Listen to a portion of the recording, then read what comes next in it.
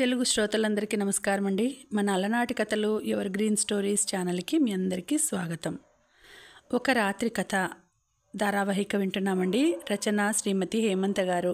ఇక ఆలస్యం చేయకుండా మనం కథలోకి వెళ్ళిపోదామండి. వీడియో చూసిన వెంటనే లైక్ చేసి షేర్ చేసి తప్పకుండా సబ్స్క్రైబ్ చేసుకోండి. మన ఛానల్ని బెల్ ఐకాన్ యాక్టివేట్ చేసుకోండి. ఆ మాటల్లో నీకింత అదృష్టం దక్కడానికి పరోక్షంగా నేనే కారణం సుమా అన్న అర్థం కూడా ధ్వనించింది. భుజగభూషణుడి మాటలలోని భావం అర్థం కాగానే ఒక్కోసారి మదికి నచ్చిన వాటిని దక్కించుకోవాలంటే వాటికి సమాంతరంగా మనసుకు నచ్చని వాటిని కూడా నెత్తికెక్కించుకోవాల్సిందే తప్పదు అనిపించడంతో చప్పున యథాస్థితికి వచ్చింది విరాజిత.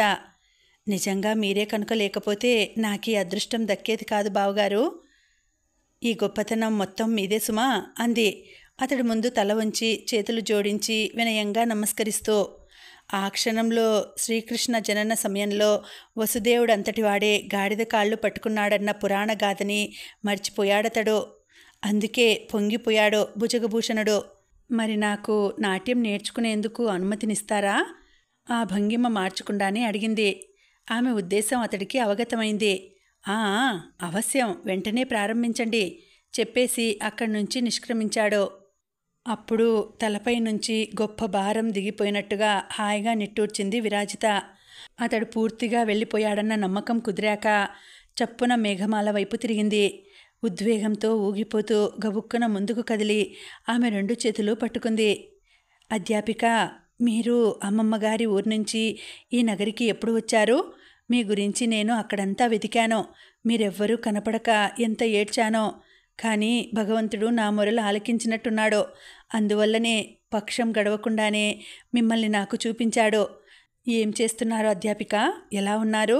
మిగిలిన వారంతా కుశలమే కదా? గబగబా ప్రశ్న మీద ప్రశ్నగా గుప్పించేసింది.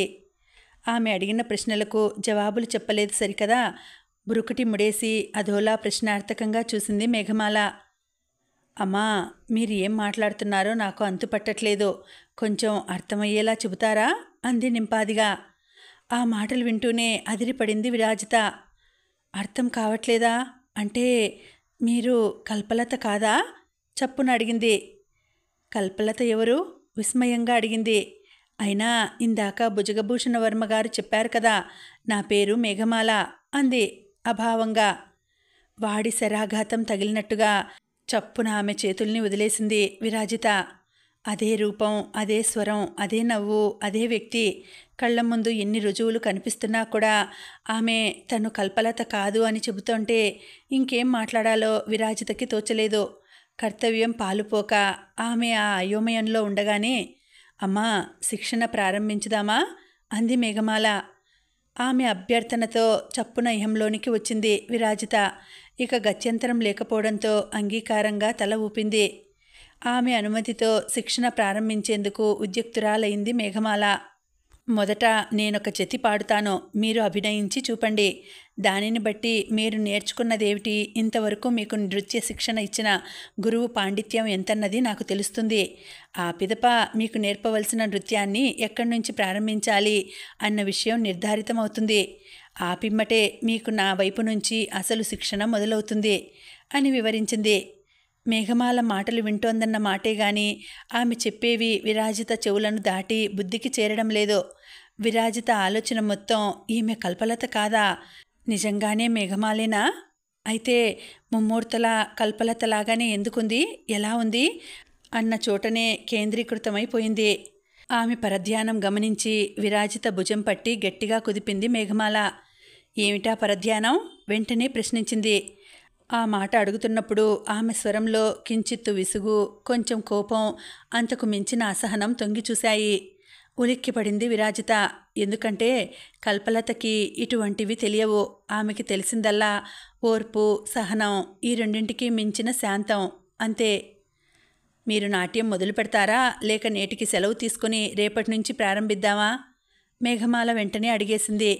ఆ మాటలు అంటున్నప్పుడు ముళ్ళ మీద నిల్చున్నట్టుగా ఉన్న ఆమె కదలికలు చూశాక అప్పుడు సందేహం కలిగింది విరాజితకి.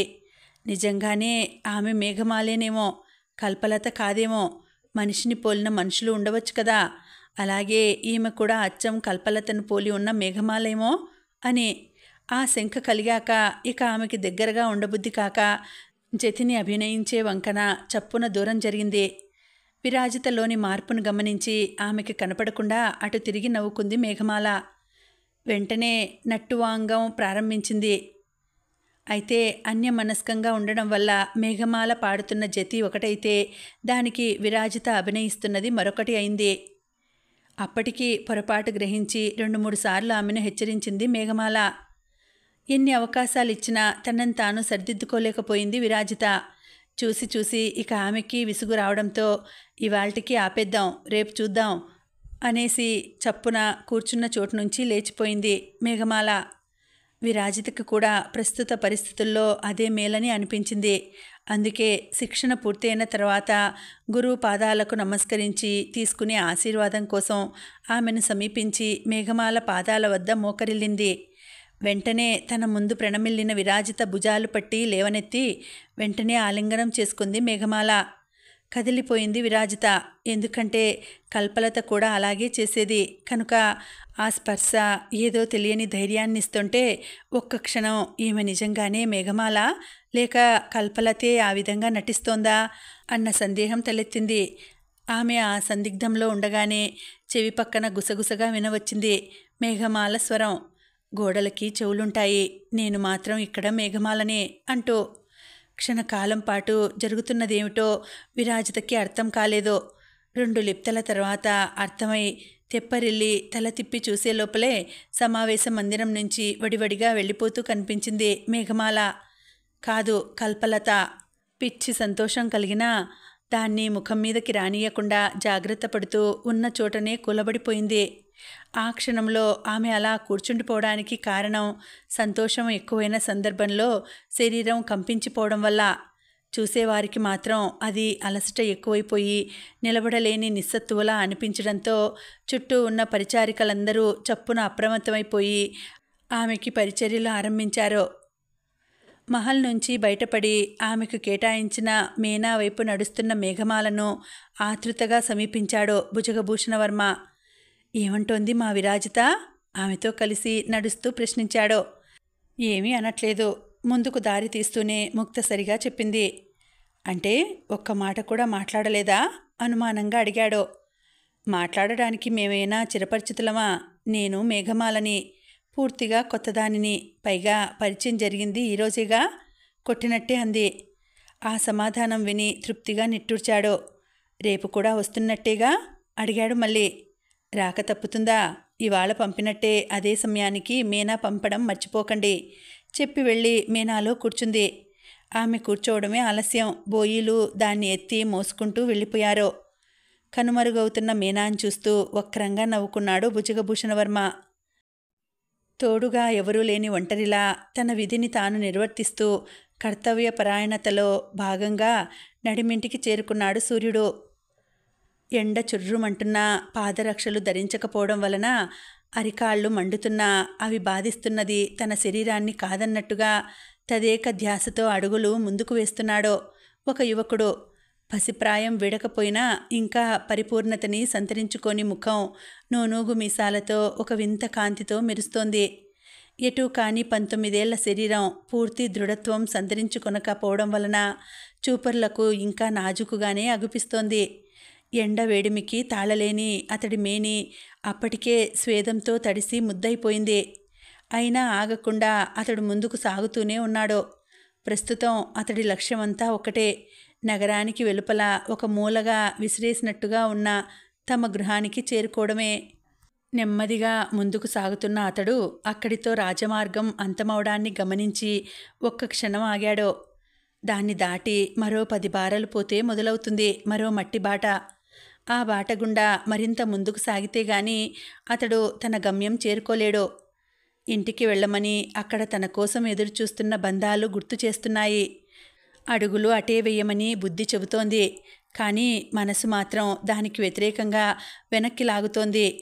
తిరిగి నగరంలోనికి చేరుకొని మహలు పరిసరాలను మరోసారి పరిశీలించమని ఒత్తిడి చేస్తోంది. ఈ రెండింటి మధ్య నలుగుతూ ఒక విధమైన సందిగ్ధంలో అతడు మార్గమధ్యంగా నిల్చుండి ఆలోచనలో పడిపోయాడు. అటు ముందుకా ఇటు వెనుకకా ఏదీ తేల్చుకోలేకపోతున్నాడో. అతడా పరధ్యానంలో ఉండగానే తప్పుకోండి తప్పుకోండి, లేకుంటే ప్రమాదం అన్న అరుపులు వినిపించాయి. అదిరిపడి వెనుకకు తిరిగి చూసేంతలో, అమిత వేగంతో కన్ను మూసి తెరిచేంతలో అతడి మీదికి దూసుకు వచ్చేసిందొక జవనాశ్వం. మీదకు వస్తున్న అశ్వాన్ని ఆఖరి క్షణంలో గమనించిన యువకుడు తను నిల్చున్న చోట నుంచి ఎగిరి పక్కకి దూకేశాడు. మరుక్షణం దుమ్ము రేపుకుంటూ అక్కడి నుంచి దూసుకుపోయిందది. ఆశ్చర్యంలోంచి తేరుకుంటూనే పైకి లేచాడు. స్వారీకి కొత్తదిలా ఉంది. అందుకే అధిరోహించిన రౌతు మాట వినకుండా ఎటు పడితే అటు ఇష్టం వచ్చినట్టు పరుగులు తీస్తోంది. అక్కడక్కడే వృత్తాకారంలో దౌడు తీస్తున్న హయాన్ని అధిరోహించిన అశ్వికుడు తురగాన్ని అదుపు చేయడానికి శతవిధాలా ప్రయత్నిస్తున్నాడు. కానీ అతడి ప్రయత్నాలేవి ఫలించట్లేదు. పూర్తిగా పొగరుబోతు గుర్రం కావడం మూలాన లొంగి రావట్లేదది. అయినా సరే కళ్ళాలను బిగియబట్టి దాని పరుగు తగ్గించేందుకు శక్తివంచన లేకుండా ప్రయత్నిస్తూనే మధ్య మధ్య దారికి అడ్డు వస్తున్న వారిని తప్పుకోండి తప్పుకోండి అంటూ యథాశక్తిన హెచ్చరిస్తున్నాడు. రాచమార్గం చివరిలో నిలబడి జరుగుతున్న తతంగాన్నంతటినీ చూస్తున్న యువకుడికి అశ్వం వైఖరి చూస్తూ ఉంటే ఆందోళన కలిగింది. అందుకే అదాటున పక్కకి దూకడం మూలంగా పెట్టిన కాలి నొప్పిని సైతం మర్చిపోయి అశ్వికుడిని ఆదుకోవడం కోసం ముందుకు పరుగు తీశాడు. అతడు ముందుకు సాగుతుండగానే హఠాత్తుగా ఆగిపోయింది దౌడు తీస్తున్న అశ్వం. ఆగుతూనే అది తన అసహనాన్నంతటినీ వ్యక్తపరుస్తూ ముందున్న 2 కాళ్ళు ఒక్కసారిగా పైకెత్తి గట్టిగా సకిలించింది. అసలే అదమరుపుగా ఉన్నాడేమో. ఆ అనూహ్య పరిణామానికి సిద్ధంగా లేనివాడిలా అమాంతం గుర్రంపై నుంచి క్రిందికి పడిపోయాడు అశ్వాన్ని అధిరోహించిన రౌతు. అది చూసి అదిరిపోయినట్టుగా టక్కున ఆగిపోయాడు అతడి కోసం ముందుకు పరుగు తీస్తున్న యువకుడు. అంతలోనే కర్తవ్యం గుర్తు రావడంతో తిరిగి మళ్ళీ పరుగెత్తి అతడిని చేరుకున్నాడు. ఎత్తు నుంచి ఉన్న ఫలంగా పడడం వలన నడుము బాగానే నొప్పి పెట్టినట్టుగా ఉంది. పడ్డ చోటు నుంచి లేవలేక అక్కడక్కడే పొర్లిగింతలు పెడుతున్నాడు అశ్వకుడు. అతడిని కింద పడేసిన గుర్రం ఎప్పుడో అవతలికి పారిపోయింది. అయ్యయ్యో, ఎంత ఘోరం జరిగింది! దెబ్బలు బాగా తగిలినట్టున్నాయే. గబుక్కున అతన్ని సమీపించి లేవదీసి కూర్చోబెడుతూ అన్నాడు పరిగెత్తుకొచ్చిన యువకుడు. తగలవా మరి? నువ్వలా దారికి మధ్యస్థంగా నిలబడి ఆకాశంలోకి చూస్తూ పట్టపగలే చుక్కల్ని లెక్కిస్తుంటే నీకు ప్రమాదం జరగకుండా ఉండడం కోసం అశ్వాన్ని పక్కకు మరలించి, అది నా మాట వినకపోవడం వల్ల నేను కింద పడ్డాను. అసలు ఈ దెబ్బలన్నీ నీ వల్లే. కింద పడడం వల్ల కొట్టుకుపోయిన మోచేతులకు మోకాళ్లకు తగిలిన గాయాలను చూసుకుంటూ నిష్ఠూరంగా అన్నాడతను. తన కాలినొప్పిని సైతం లెక్క చేయకుండా పరిగెత్తుకుంటూ వచ్చి సహాయం చేసినందుకు కృతజ్ఞతలు తెలపడానికి బదులుగా ఎదురు తిరిగి తనని నిందించడం ఆ యువకుడి మనసుకు బాధ కలిగించింది. అయినా అతడన్న మాటల్లో కొంత నిజం కూడా ఉంది కనుక జరిగిన పొరపాటుకు చాలా చింతిస్తున్నాను, నన్ను క్షమించండి అన్నాడు. నువ్వలా మెత్తగా అమాయకంగా క్షమించండి అంటూ ఓ 4 అక్షరాలు నా ముఖాన పడేసేస్తే సరిపోతుంది. అవే చల్లని వెన్నపూసలా మారి నాకు తగిలిన గాయాలకు మందుగా మారిపోయి నన్ను బాధించకుండా పోతాయి మరి. నొప్పితో కలుక్కుమంటున్న మోకాల్ని స్వాధీనంలోనికి తెచ్చుకోవడానికి అటూ ఇటూ కదుపుతూ మరోసారి నిష్ఠూరమాడాడు అశ్వంపై నుంచి కింద పడిన వ్యక్తి. అతడలా మాటిమాటికి నిందించడం సహాయం చేయడానికి వచ్చిన యువకుడికి నచ్చలేదు. సహజంగానే 19 ఏళ్ల ఉడుకు వయసులో ఉన్నాడేమో. చర్రున కోపం వచ్చేసింది. ఆ వేడిలోనే ఆవేశంగా ఏదో అనేద్దామనుకుంటూ నోరు తెరిచిన అతడు క్రింద పడిన వ్యక్తి ఒంటి మీదున్న రాజోచితమైన దుస్తులను గమనించి బయటికి రాబోతున్న మాటల్ని టక్కున మింగేశాడు.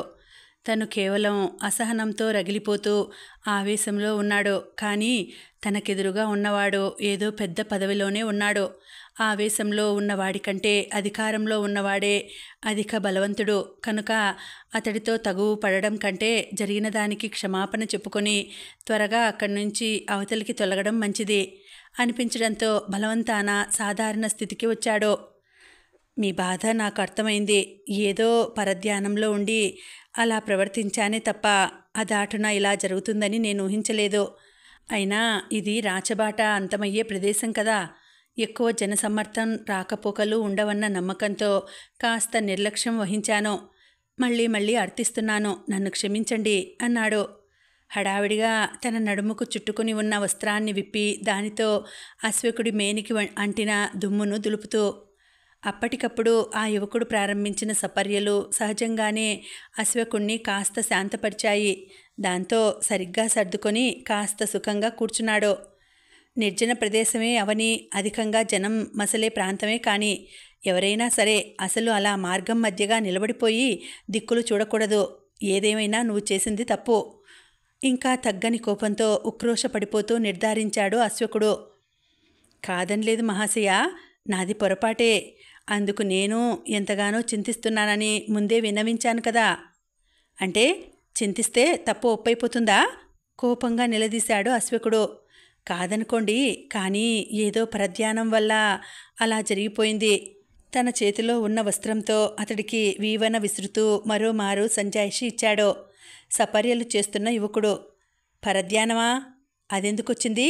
బ్రుకుటి ముడేసి వాడిగా ప్రశ్నించాడు గుర్రం యజమాని.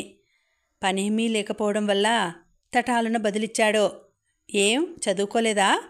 నాకు పని దొరకలేనిది చదువు లేకపోవడం వల్ల కానీ కాదు, ఈ నగరం వాడిని కాకపోవడం వల్ల. అంటే ఇటీవలే నేను కుటుంబంతో సహా నగరానికి వలస వచ్చాను. కారణం? పల్లెలో ఉన్న పొలాల్లో పంటలు సరిగా పండక ఆర్థిక సమస్యలు ఎక్కువ కావడమే. రుణభారం ఎక్కువై భూములు చేజారాయి. దాంతో పొట్ట చేతబట్టుకుని పని వెదుక్కుంటూ ఈ నగరానికి వచ్చేశాను దీనంగా చెప్పాడు. అతడి దీనాలాపనలు చూసి కరిగిపోయాడు అశ్వకుడు. ఎందరుంటారు మీ ఇంట్లో? యథాలాపంగా అడిగాడు. ఆ మాట అడుగుతున్న సమయంలో అతడి స్వరంలో మునుపటి కోపం, అసహనం లేకపోవడం, వాటిస్తానే ఒకలాంటి ఆప్యాయత జాలువారడం గమనించాడు యువకుడు. అమ్మయ్య, గురుడు దోవలో పడుతున్నాడు అనుకున్నాడు మనసులోనే. పైకి మాత్రం అక్క, చెల్లి, నేను, మా అమ్మగారు, మొత్తం నలుగురం చెప్పాడు. తండ్రి లేడన్నమాట సాలోచనగా అన్నాడతను. అవునన్నట్టుగా తలూపాడు యువకుడు. అయితే ఇప్పుడు ఆ ఆడవాళ్ళు ముగ్గురు నీ మీదే ఆధారపడి ఉన్నారన్నమాట మళ్ళీ అడిగాడు. యువకుడు మళ్ళీ తలాడించాడు. ఒకసారి కళ్ళెత్తి ఎదురుగా నిల్చున్న యువకుడిని ఆపాదమస్తకం గమనించాడు అశ్వకుడు. నీ వయసెంతో? వెంటనే ఆరా తీశాడు.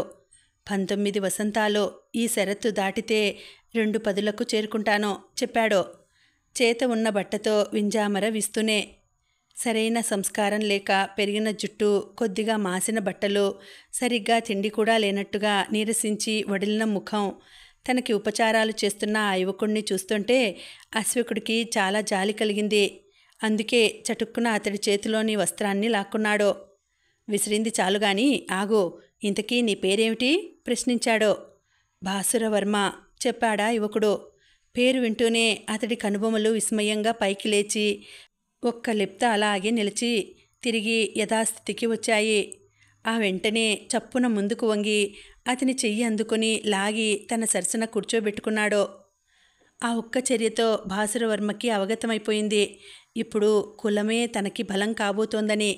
ఇప్పుడే కాదు, ఎప్పటికైనా కులాన్ని మించిన అతిపెద్ద బలం మరొకటి లేదు అన్న నిజం అతనికి విదితమే. కానీ బయటపడలేదు. అంటే సుక్షత్రియుడివే కదా? అయితే కత్తిసాము, కర్రసాము, గుర్రపు స్వారీ ఇటువంటి రాజోచితమైన విద్యలొచ్చా? ఆసక్తిగా అడిగాడు. రావు అన్నట్టుగా తల అడ్డుగా తిప్పాడు భాసురుడు. ఏం, ఎందుకు రావు? రాజవంశీకుడివేగా ఠక్కున ఎదురు ప్రశ్న వేశాడతడు. మా తండ్రిగారు నా చిన్నతనంలోనే కాలం చేయడం వల్ల అవేవీ నేర్చుకోలేకపోయాను చెబుతోంటే అతడి స్వరం గద్గదమైంది. మళ్ళీ కదిలిపోయాడు అశ్వికుడు. కదలడమే కాదు, చప్పున భాసురవర్మ భుజంపైన చెయ్యి వేసి అనునయిస్తున్నట్టుగా మెత్తగా ఒత్తి వదిలాడు. నా పేరు మదనుడు. నేను రాజమహల్లో ప్రధాన రక్షణాధికారి భుజగభూషణ వర్మగారికి ముఖ్య సహాయకుడను. వెంటనే తనంతాను పరిచయం చేసుకున్నాడతడు. అశ్వకుడి వివరాలు వింటూనే హడలిపోయాడు భాసురవర్మ. ఆ భయాన్ని పట్టలేనట్టుగా కూర్చున్న చోటు నుంచి తటాలున లేచాడు. అతడు వ్యవహరించిన విధానం చూసి ఆశ్చర్యపోయాడు మదనుడు. ఏమైంది మిత్రమా, ఎందుకలా లేచావు? అడిగాడు. ఏం లేదు, తమరు రాజోద్యోగులు, నేనేమో ఒక సామాన్య నిరుపేద నిరుద్యోగ యువకుడిని. అటువంటి నేను మీ వంటి పెద్దవారి సరసన సుఖంగా కూర్చోవడం తప్పేమోననిపించి లేచి నిల్చున్నాను. చేతులు కట్టుకుంటూ వినయంగా చెప్పాడు. అతడి వినయ విధేయతలు చూసి వివసుడైపోయాడు మదనుడు. భేష్ మిత్రమా, శభాష్, మొత్తానికి రాచ యువకుడివని నిరూపించావు. నిన్ను చూస్తుంటే నాకు చాలా సంతోషంగా ఉంది. గుర్రం పడేస్తే పడేసింది గాని ఆ రీత్యా ఈరోజు నీలాంటి మేలి ముత్యం నాకు దొరికింది. ఇందుకు నేను చాలా సంతోషిస్తున్నాను. ఇక నుంచి మనం మిత్రులం సంబరంగా అన్నాడు. బాసురవర్మ చేతుల్ని తన చేతుల్లోకి తీసుకుని పొదివి పట్టుకుంటూ. తన చెవులను తానే నమ్మలేకపోయాడు బాసురుడు. అసలు కనుల ముందు జరుగుతున్నది కలో నిజమో అర్థం కాలేదతడికి. అతడు ఆ అయోమయంలో గుడ్లప్పగించి చూస్తూ ఉండగానే చనువుగా మరో అడుగు ముందుకు వేసి అతడి భుజాల చుట్టూ తన చెయ్యి చుట్టి బాసురవర్మని మరింత ఆత్మీయంగా దగ్గరికి తీసుకున్నాడు మదనుడు. ఇంతలో దూరంగా వినిపించాయి ముందు గుర్రపు డెక్కల శబ్దాలు. ఒకటి కాదు, రెండు కాదు, 10-15 అశ్వాలు జోరుగా పరిగెత్తి వస్తున్న సవ్వడి వినిపించడంతో చప్పున అటువైపుకి దృష్టిని సారించారా ఇద్దరూ.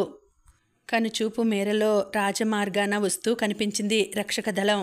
పొగరబోతు గుర్రాన్ని మచ్చిక చేసుకునే క్రమంలో వెంట వస్తున్న రక్షక దళాన్నించి విడివడి అసంకల్పితంగానే వారి నుంచి దూరంగా వచ్చేశాడు మదనుడు.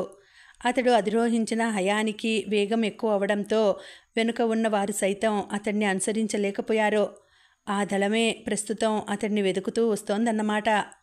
తనను సమీపిస్తున్న దళాన్ని గమనించిన వెంటనే బాసురుడి వైపు తిరిగాడు మదనుడు. మిత్రమా, నా అంగరక్షకులు వచ్చేస్తున్నారు కనుక ఇక నేను రాచమహల్కు వెళ్ళాలి. కానీ ఒక్క విషయం గుర్తుంచుకో, నీవు ఈ రోజుకు మాత్రమే నిరుద్యోగివి, రేపటి నుంచి కాదు. అలా అని నీకు నేను మాట ఇస్తున్నాను అన్నాడు బాసురుడి చేతిలో చెయ్యి వేస్తూ. బాసురవర్మ ఆశ్చర్యపోలేదు. రాజు తలుచుకుంటే దెబ్బలకి కొదవా, నీ వంటివాడు తలుచుకుంటే కొలువులకు కొదవా మనసులోనే తలబూశాడు. పైకి మాత్రం కించిత్ అయోమయాన్ని నటించాడు. అంటే దీనర్థం అడిగాడు. రేపు అపరాహ్న సమయానికి ఒక గడియ ముందు నువ్వు మహల్ వద్దకు వచ్చి నా పేరు చెప్పు. భటులు నిన్ను లోపలికి తీసుకొని వస్తారు. ఆ పిమ్మట నీకు ఉద్యోగం వస్తుంది. కాదు, దగ్గరుండి నేనే నిన్ను కొలువులో పెట్టిస్తాను, రాజోద్యోగిని చేస్తాను నవ్వుతూ చెప్పాడు. విని తను సంతోషంగా నవ్వాడు బాసురవర్మ. ఇంతలో రక్షక దళం రావడం, వారితో పాటుగా వచ్చిన ప్రత్యేక శకటాన్ని మదనుడు అధిరోహించడం, అది వెనువెంటనే కదిలి కనుమరుగవ్వడం అంతా క్షణాల్లో జరిగిపోయింది. మరో 2 లిప్తలలో ఆ ప్రదేశం అంతా ఎప్పట్లానే నిర్జనంగా మారింది.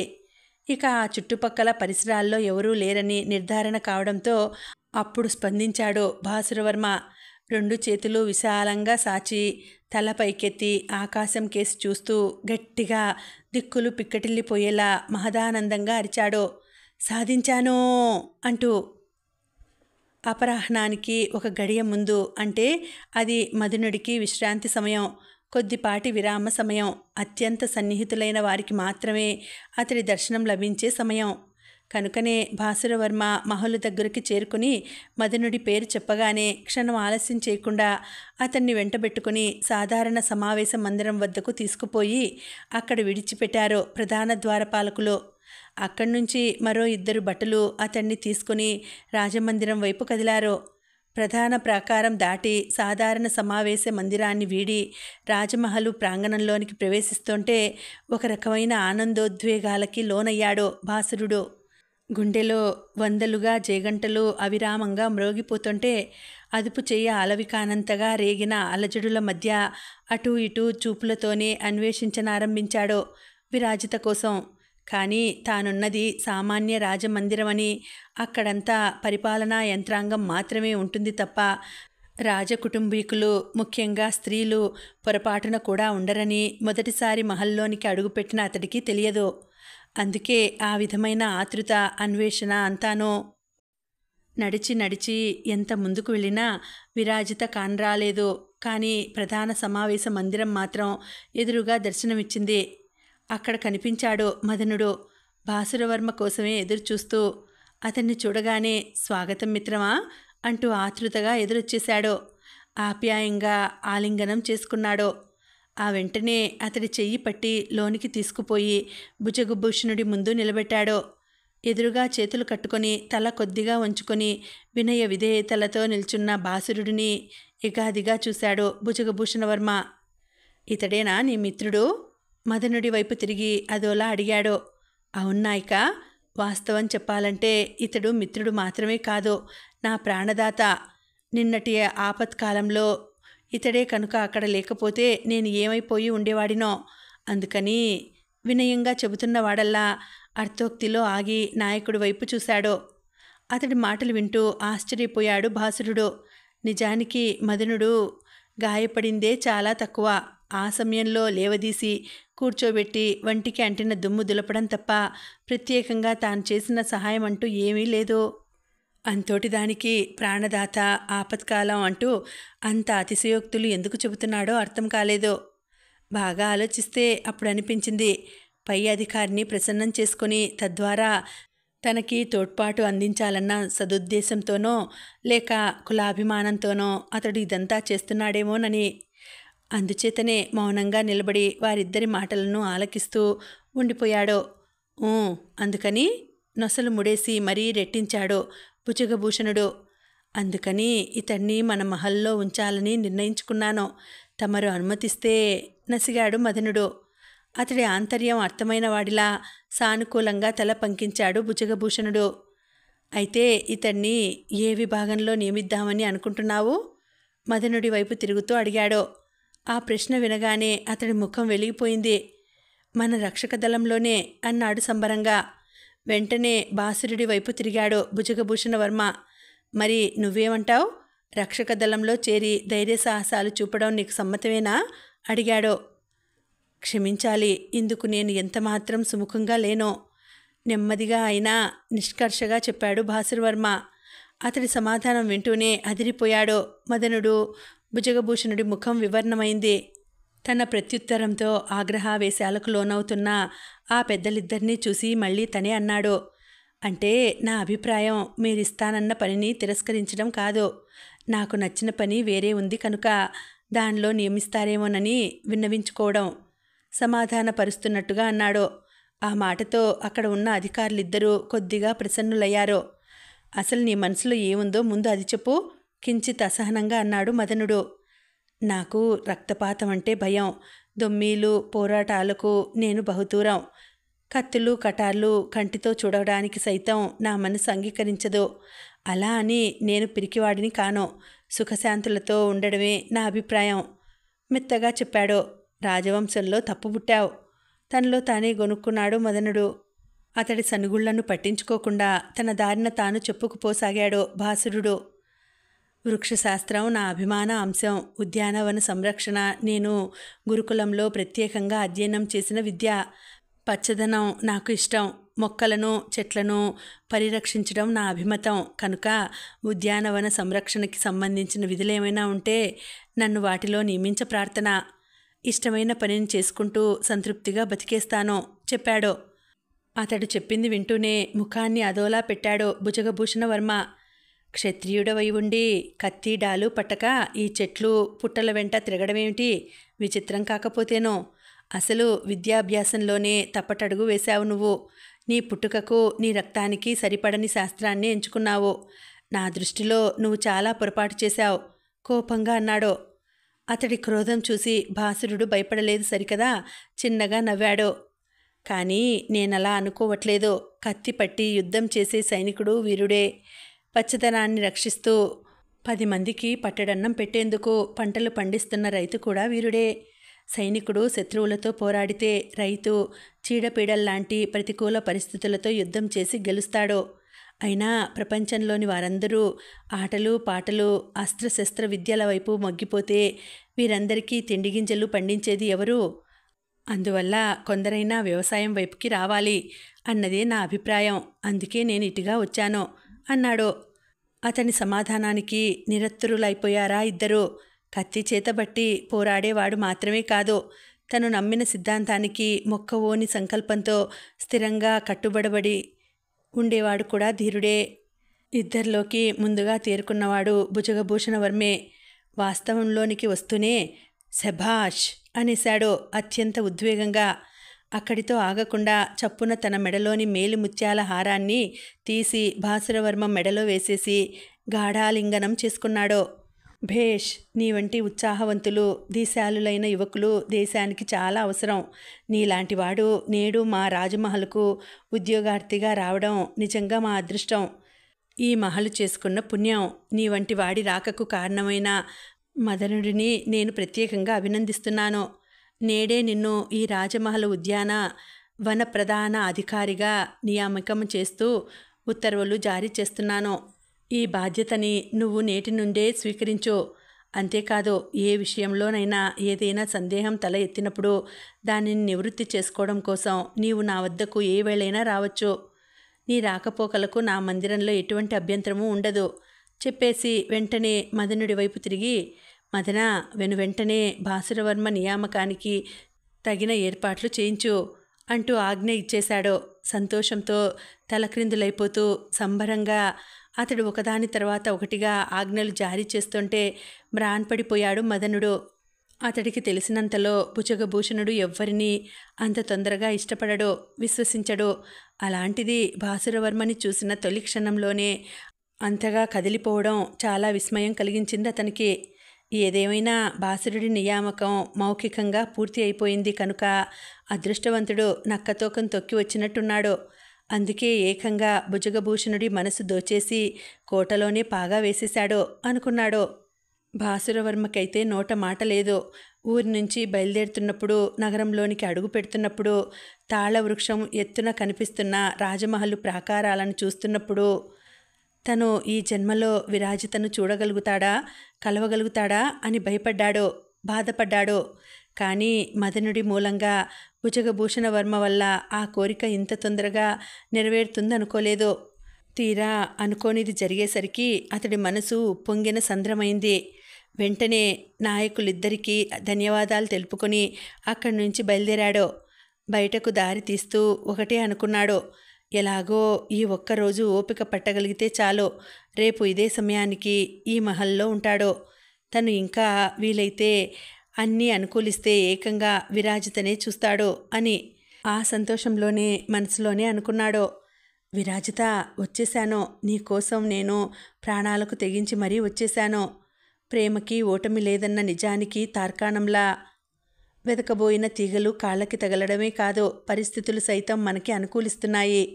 అంతా సవ్యంగా ఉంటే ఈ పున్నమి నాటికి వెన్నెల్లో నీ చెంత నేను, నా కౌగిలిలో నువ్వు ఉంటాం.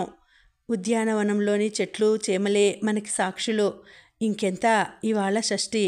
సరిగ్గా ఓపిక పట్టగలిగితే ఇంకొక 8 రోజులు అంతే మనస్ఫూర్తిగా అనుకున్నాడు. ఖచ్చితంగా అదే సమయానికి భాసురుడు మనసులో బలంగా అనుకున్న ఆ మాటలు తన చెవిన పడినట్టుగా ఉలిక్కిపడింది నాట్యం చేస్తున్న విరాజిత. ఆ ఉలికిపాటులో అడుగు తడబడి లయ తప్పింది.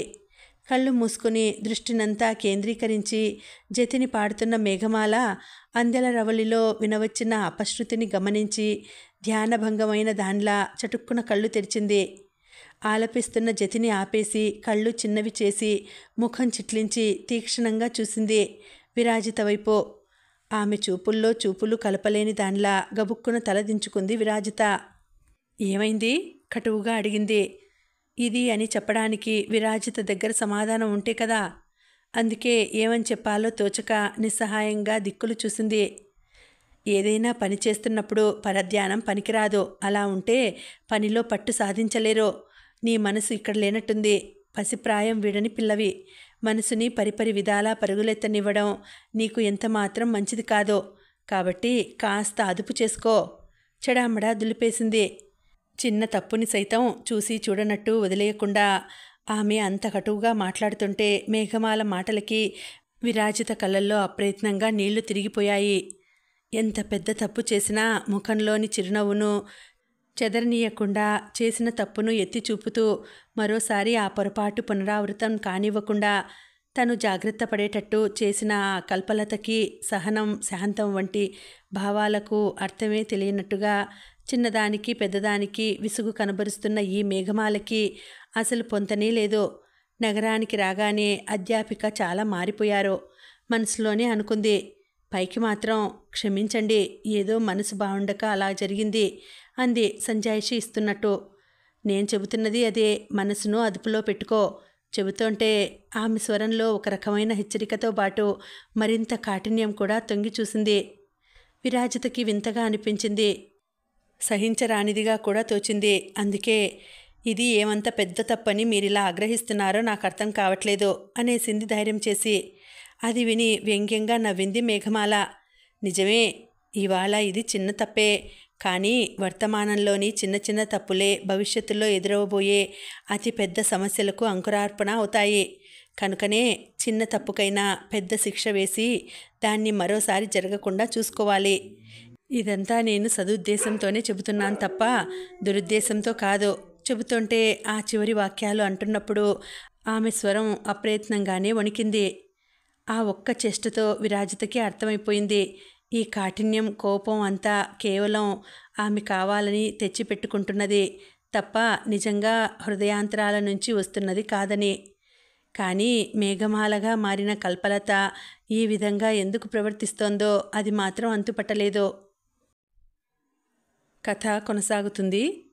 ఆ తర్వాత కల్పలత ఎందుకలా వ్యవహరిస్తోందో ఆమెకి తెలుస్తుందా? అనుకున్నట్టుగానే పౌర్ణమి నాటికి బాసరవర్మ విరాజితను కలుసుకోగలుగుతాడా?